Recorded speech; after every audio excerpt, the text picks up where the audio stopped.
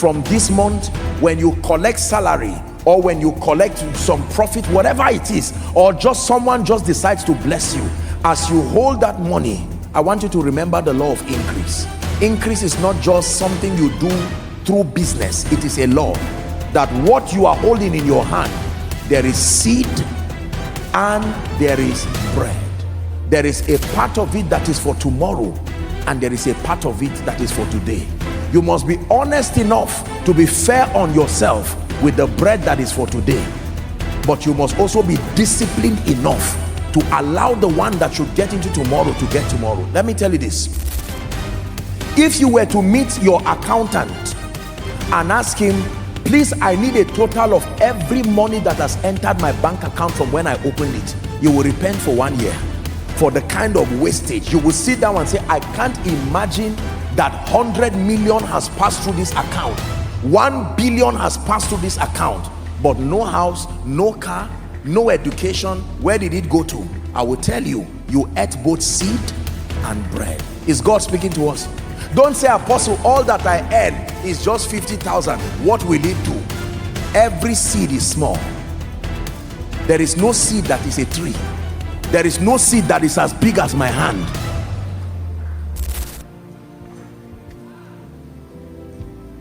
God gave you favor January this year. An uncle just blessed you and gave you 1 million. What did you do? You forgot God, you forgot your future, you forgot everything, and you just said, look, I've suffered, let me do justice to myself. Now don't feel bad, I'm not condemning you. Can I tell you this? Please, you must obtain grace from God tonight to be disciplined enough to fight and reject the temptation. Anybody who advises you, whether as friends and an association, oh, it's my birthday, I have to spend it the way. Who said that? Why don't you take the time now and let your seed prepare a befitting birthday for you? Are we together? There are people you see, I don't mean to insult you, but there are people who all they have in their account, home and abroad, is 500,000. Yet you will see them in a hotel where billionaires are. The billionaires have assets that pay for their liabilities, so they can spend 100,000 in a moment. Somebody who owns an airline can be there having a business discussion. They can spend 1 million right there because there are people queuing up to return the money at the airport. They are not stupid people. And then you find someone in their midst who, are we together? God is speaking to us. The house of God is a place of wisdom. Can I tell you this? Listen, please look up. Have the courage to look at friends, look at everybody, to say, look, I like this idea, but I may not have the budget for this for now. I will note it, and when I am ready, they will look at you and, are you saying that NMPC job you are working in, don't fall our hand, don't do this? Can I tell you, summon the courage to let them know you have mental prosperity. Mental prosperity. There are people who would have been house owners in this city if only they knew how to eat bread and sow seeds. Is that true? I don't mean to insult you, and please forgive me if you think I do, but there are people who have spent 10 years, 20 years, 30 years in Abuja here. They don't have one land. As at the time, land was 500,000 in some places, 50,000. They watched it go from 1 million to 5 million to 10 million to 20 million.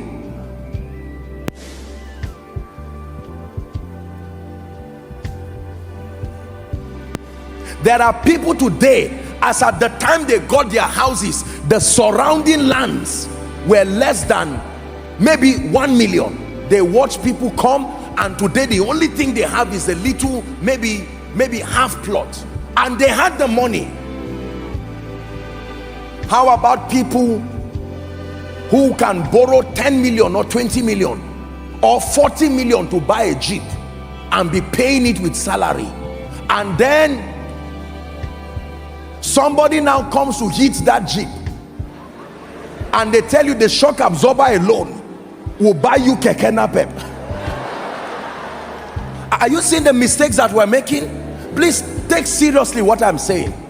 We keep making very wrong decisions because we do not know that for everything God trusts you with, in that 10,000 there is bread and there is seed. If you don't respect the seed in the 10,000, 1 million will never come.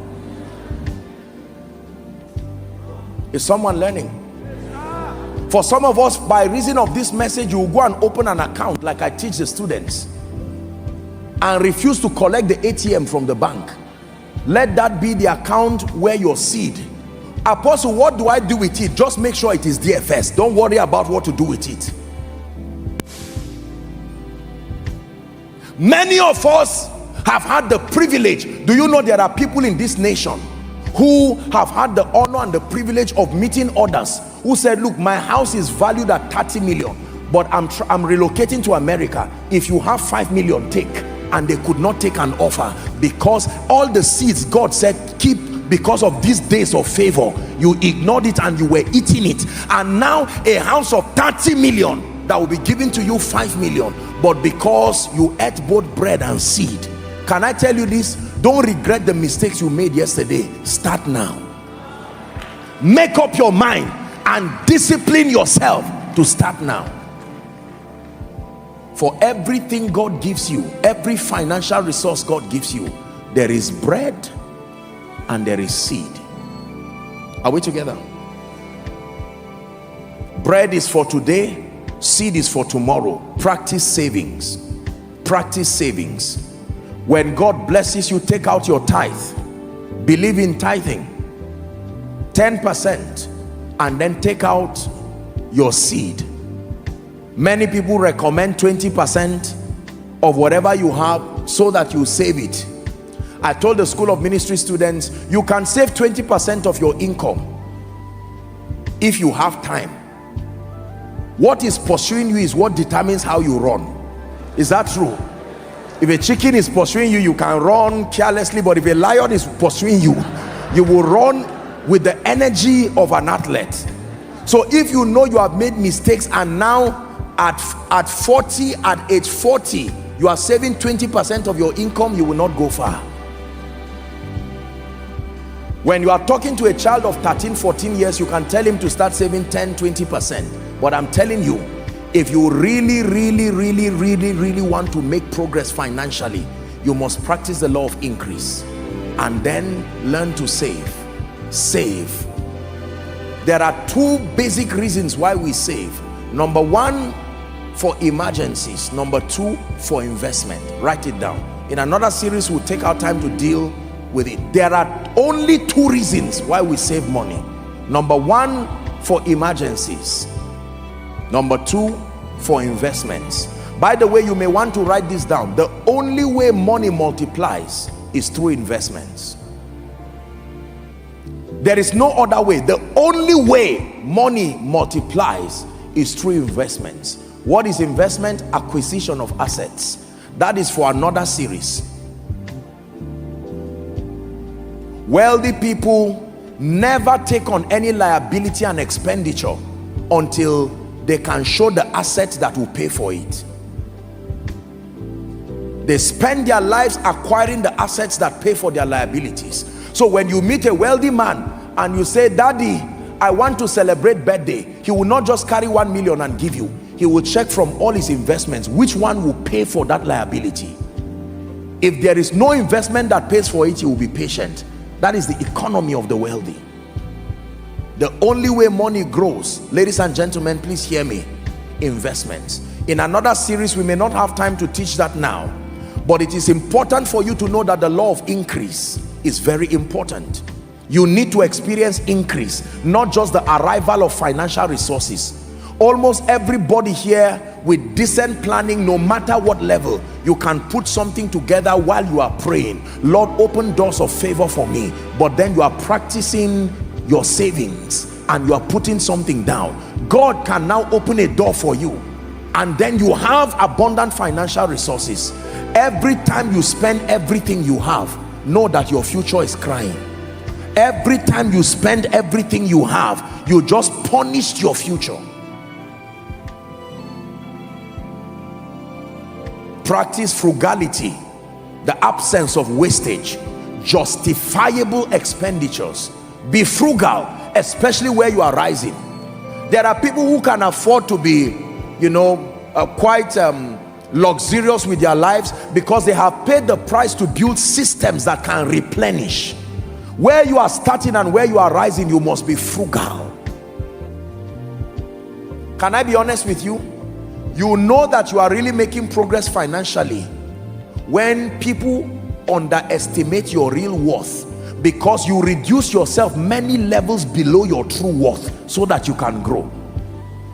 People should not be able to look at you and estimate and say you are 10 million, you are 1 billion, you are 500 million, you are 200 million, you are 500,000. No, you should leave many layers below your true worth as a sacrifice to truly get to the wealthy place. That is the philosophy of wealthy people.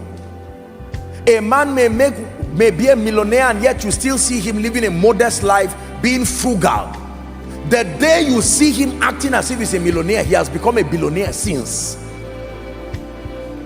So if you join him just because you made 1 or 2 million, I hope you know a millionaire is not one who has 1 million or 2 million.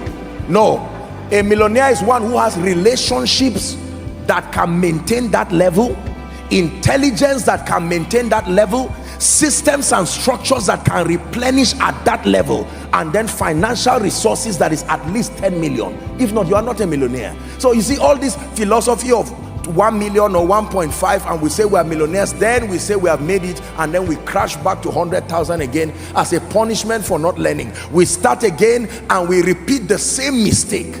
Life is a brutal teacher. It will teach you as many times as you need to learn. Painful teaching tonight, but a profitable one. Are we learning? The law of increase. For the sake of this series, the next time we're going to look at the law of relation, and then we'll look at the law of investments.